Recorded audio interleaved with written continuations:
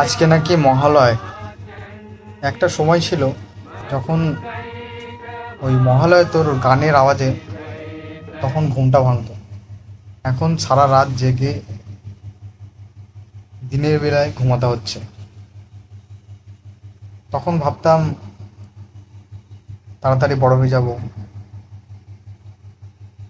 কোনো রেস্ট্রিকশন থাকবে না। কিন্তু যখন একেবারে পুরো ফ্রিডমে চলে এলাম, তখন ভাবতাম যে রেস্ট্রিকশনটা খুবই ভালো ছিল।